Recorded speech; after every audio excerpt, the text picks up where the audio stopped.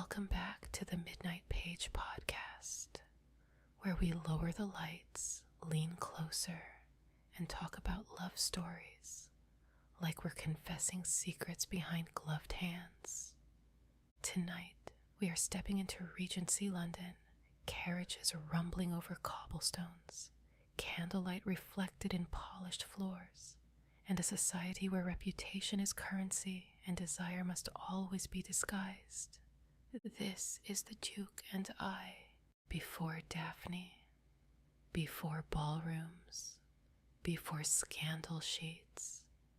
There was a child, Simon Arthur, Henry Fitzranulph Basset, born heir to the Duke of Hastings, and from the moment he draws his first breath, the expectations are suffocating. His mother dies giving birth to him, and his father, a man obsessed with lineage, with perfection, with legacy, looks at his son not with grief, but with assessment. At first, Simon appears whole, healthy, beautiful. The Duke is satisfied, until Simon begins to speak, or rather, struggles to. He has a stutter, a hesitation that makes words catch and break in his throat. And that small imperfection becomes, in his father's eyes, a disgrace. The Duke withdraws. Emotionally, physically, he refuses to acknowledge the boy, refuses to love him, refuses even to look at him when he falters. And in those early chapters, we watch Simon grow up not unloved, because Lady Danbury steps in and becomes the fierce champion he desperately needs, but rejected by the one man whose approval should have been unconditional. Simon learns to fight the stutter. He practices until his tongue bleeds. He forces the words out, and eventually he conquers it, but he never forgets. And when his father lies dying, Simon leans close and makes a vow. He will not marry. He will not produce an heir. The Basset line will end with him. It is not about children. It is about revenge. If he was not good enough to inherit love, then his father's precious legacy will die with him. And that wound, that is the pulse beneath this entire novel. Now we meet Daphne Bridgerton, fourth of 8 siblings, the eldest daughter, raised in a house overflowing with affection, noise, chaos, warmth. The Bridgertons are not cold, they are not cruel, they are united, and Daphne has grown up surrounded by love, which makes her idealistic, yes, but also strong. She has entered her 2nd season in London. And here is her problem. She is perfectly pleasant. Men like her. They admire her manners. They praise her smile. They ask her to dance. And then they confide in her about other women. She is approachable and charming, kind, too kind. And in the marriage mart, being nice does not inspire obsession. It inspires comfort. She is friend-shaped, not fantasy-shaped. And what Daphne wants, quietly, stubbornly, is not simply marriage. She wants love, a husband who sees her, not just the Bridgerton name, not just a convenient match. Her brother Anthony, however, is making that increasingly difficult, overprotective, overbearing, interrogating suitors until they retreat in terror, which leaves Daphne standing at ball after ball, smiling politely while opportunities evaporate. Simon returns to London after years abroad. His father is dead, the dukedom is his, and he intends to remain a bachelor indefinitely. He is rich, handsome, powerful, and mothers descend upon him like hawks spotting prey. But Simon has no intention of being caught. He attends one ball, Lady Danbury's, out of obligation, and that is where he overhears something interesting. Nigel Burbrook, awkward, entitled, persistent, is proposing to Daphne Bridgerton. Again, she is rejecting him. Again, politely, calmly, with grace. Simon watches and sees something he does not expect. Strength. Daphne does not weep. She does not fluster. She handles Nigel with precision and dignity. And when Simon steps forward to intervene, casually, charmingly, their eyes meet, and the air shifts. Not dramatically, not yet, but enough. Their first exchange is not breathless. It is sharp, playful, balanced. Daphne is not intimidated by his title. Simon is amused by her composure. She teases him, he challenges her, and for the first time in a long time, Simon finds himself engaged, not by beauty alone, but by mind. And when Nigel returns and Simon escorts Daphne away, a seed is planted. Not romance, not yet, but intrigue. Simon quickly discovers that London's ambitious mothers are relentless. He cannot walk into a room without being cornered by daughters trained to smile and simper. Daphne, meanwhile, remains overlooked by men who admire her but do not pursue her. And so, Simon proposes something outrageous. They will pretend to court publicly, convincingly, strategically. Simon will appear attached, which will discourage matchmaking mothers. Daphne will gain the prestige of being desired by a duke, which will make other suitors suddenly interested. It is brilliant, practical, harmless. They shake on it, and neither of them realizes that pretending to want someone is far more dangerous than actually wanting them. So the agreement is made. Simon and Daphne will pretend to court, publicly, convincingly, strategically. It is not romance. It is mutual advantage. He will escort her to events. She will smile at him in crowded rooms. They will exchange just enough glances to feed Lady Whistledown's pen, and the Tun, hungry for narrative, will supply the rest.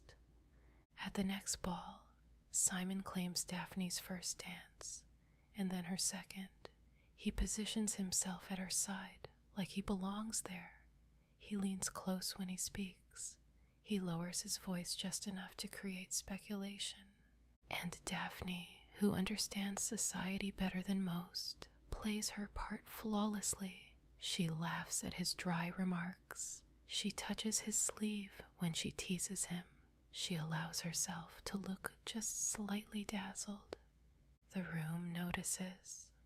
Oh, the room notices. Because nothing attracts attention like a duke showing preference. Mothers who once dismissed Daphne now observe her closely. Men who once saw her as pleasant now see her as coveted. And suddenly, the strategy is working too well. Here's the problem with pretending to want someone. Your body does not know the difference. Simon spends more time with Daphne than he intended. Afternoon promenades, musical evenings, long conversations at the edge of ballrooms, and slowly the banter shifts. It becomes less about teasing, more about confession. She asks him about his childhood. He deflects. She pushes. He gives her fragments. Not the whole wound, but enough. And Daphne, raised in a family where love is abundant and visible, sees something beneath his polished charm. Loneliness. She sees the way his humor sharpens when the subject turns personal. She sees the tension in his jaw when children run past. She sees the man beneath the title, and that is dangerous. Simon tells himself, this is a performance. but he begins to notice things he shouldn't. The way her eyes flash when she's irritated, the way she tilts her chin when she's determined, the warmth of her gloved hand in his. He tells himself it's appreciation, admiration, nothing more. But when another gentleman dares to show real interest in her, real, earnest interest, something tightens in his chest. Jealousy, quiet, unwelcome, but undeniable. This was not part of the agreement. He was not supposed to care. And then comes Vauxhall, lanterns strung between trees, music drifting like perfume, couples disappearing into shadowed corners under the guise of propriety. It is reckless and beautiful, and Simon should not follow her into the garden, but he does, because proximity has eroded restraint, because watching her across crowded rooms has become torment, because the lie has grown teeth. They stand beneath the trees, the music distant now, close, too close. She asks him again why he will never marry. He answers vaguely.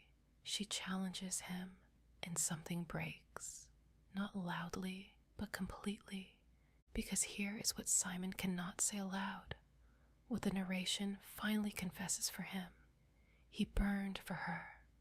When he saw her across a crowded room, he burned. When he dreamed of her at night, he burned. And now, standing here, with her breath mingling with his, the wanting has become unbearable. He cups her face, studies her mouth, and he thinks that if he does not kiss her now, he might actually die from the desire. So he does. And it is not polite, it is not restrained, it is hunger layered over weeks of denial. His mouth claims hers, his hands tighten at her waist, and she does not recoil. She answers him, and that is when the lie collapses, because pretense does not feel like flames. Strategy does not leave you trembling. He pulls back slightly, breath ragged, and she whispers his name like it is something precious. And for one suspended, devastating second, they are not duke and debutante. They are just two people who want each other more than is wise. And then, footsteps, voices, Daphne's eldest brother, Anthony Bridgerton, and everything explodes. The kiss at Vauxhall is not private for long. Anthony Bridgerton finds them, and Anthony does not see passion. He sees dishonor. He sees his sister in a duke's arms in the dark. And that is enough. Simon does not deny what happened. He stands still, calm, almost resigned. Anthony demands satisfaction, and Simon agrees. Because here is the terrible truth. Simon would rather risk death than risk fatherhood. He tells Anthony that he cannot marry Daphne, and in his mind, that word is ironclad. Cannot. Not because he lacks desire, but because he swore. The duel is arranged. Pistols at dawn. And when Daphne overhears, when she realizes two men are prepared to kill each other over her, she does something radical. She refuses to be passive. She confronts Simon. She demands the truth. And when he tells her again that he cannot marry, she hears the distinction. Not will not, cannot. She does not fully understand what he means, but she understands this.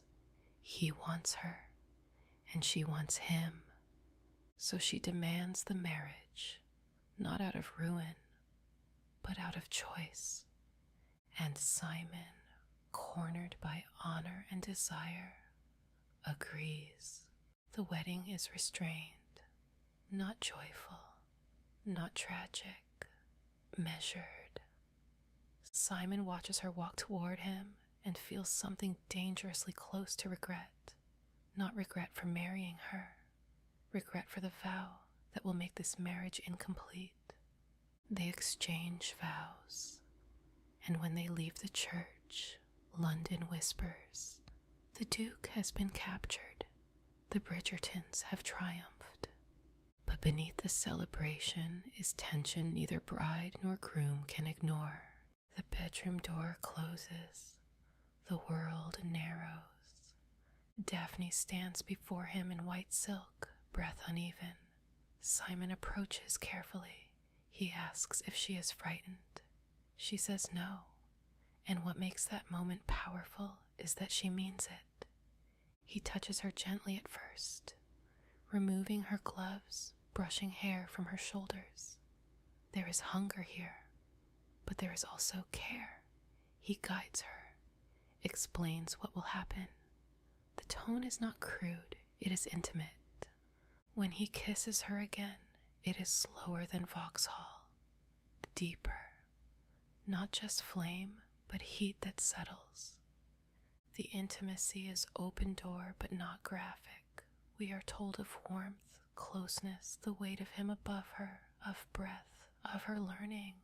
And when it is over, there is quiet, not scandal, not conquest, just two people lying beside one another in the aftermath of desire fulfilled. Let's pause for a moment and check the Midnight Page SpiceMeter. Spice level 3.5 out of 5. Open door historical, focused on sensation, not anatomy, rooted in longing, built over half the book. The heat is real, but the emotional tension is hotter. Now comes the fracture. Simon has told Daphne he cannot have children, and because Daphne has been raised in innocence, sheltered, uneducated in the mechanics of conception, she does not yet understand what he truly means.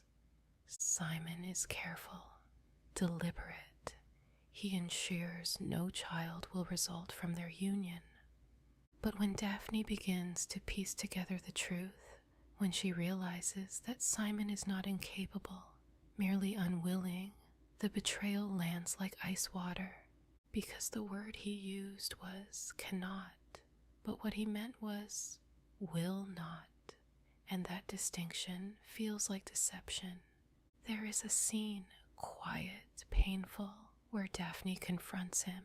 He does not deny the vow, he admits it. He would end the line. He would deny his father even in death, and Daphne sees then that she has not married a man free of his past.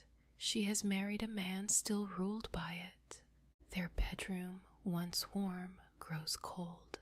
Conversations sharpen, silence stretches, and Simon, who has always believed he could walk away from attachment, realizes something terrifying. He does not want to lose her. After Daphne realizes the truth, that Simon is not incapable of fathering children, merely refusing, something in her changes. She does not rage theatrically, she withdraws. And for Simon, that withdrawal is unbearable, because he can endure anger, he can endure accusation. But distance feels like abandonment. And abandonment is his oldest fear. When they finally confront each other, it is not explosive, it is raw.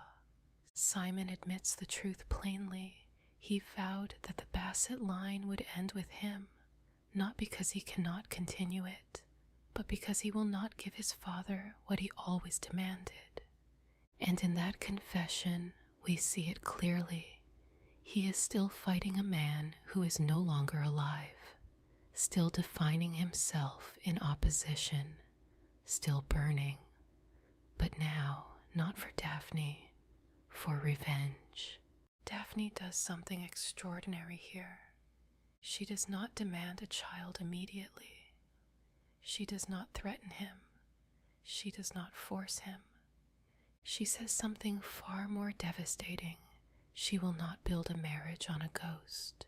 She will not compete with a dead duke for control over her future.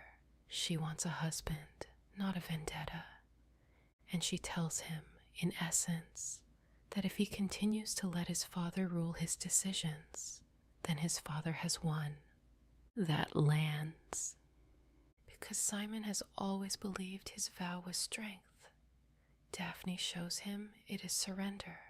There is a quiet moment of reflection. No ballroom, no audience. Simon thinks of his childhood, of standing before his father, desperate for approval, of the cold dismissal, of the word disappointment. And he realizes something devastating. He has spent his entire life trying to prove he was not weak, but refusing happiness, refusing love, refusing a future. That is not strength. That is fear. When Simon returns to Daphne emotionally, it is not grand. It is vulnerable. He tells her he was wrong. He tells her he was afraid of becoming his father, afraid of failing, afraid of loving something he might lose. And he tells her he chooses differently now, not because she forced him, because he wants to. He releases the vow, not dramatically, not ceremonially, but consciously.